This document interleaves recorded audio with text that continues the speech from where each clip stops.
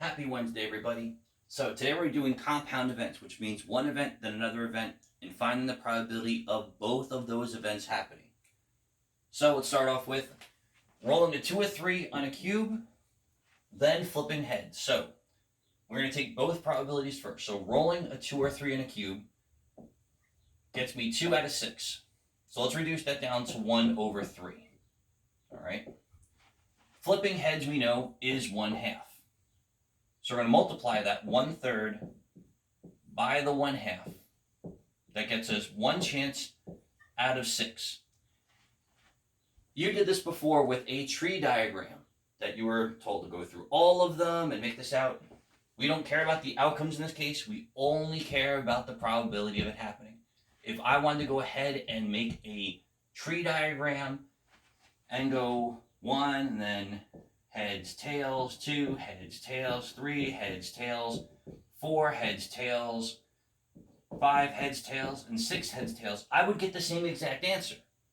But in that case, we don't care what the outcomes are. We just wanted the probability of the event we were expecting to happen. All right?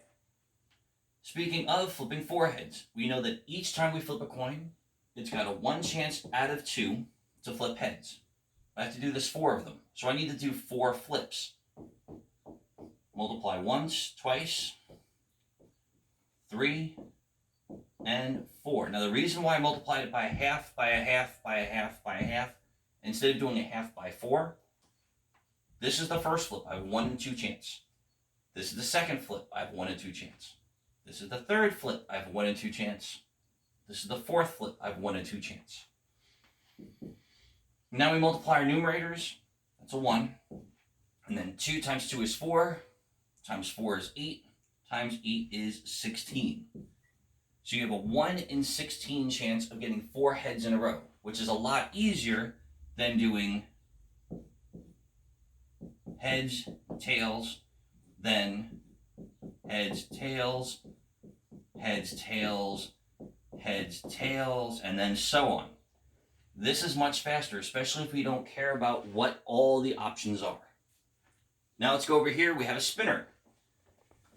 We want to know the probability of spinning an odd, then an odd.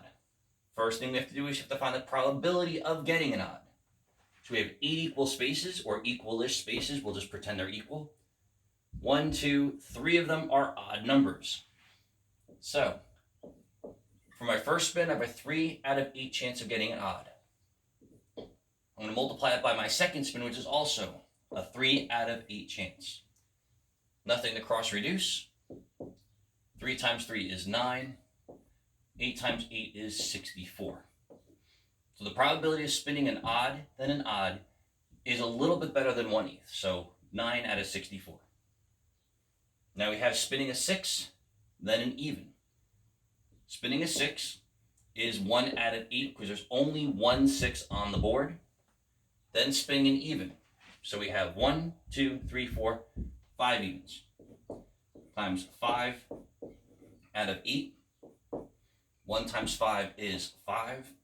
8 times 8 is 64. So if I was playing a game and I was to go ahead and say, okay, I either win when I spin 2 odds in a row, or I win when I spin a 6 and an even, obviously you would take this version because you have a better chance of winning than you would with this. All right? So again, we have a Google Meet at 10 o'clock today. Hope to see you there. Have a great day.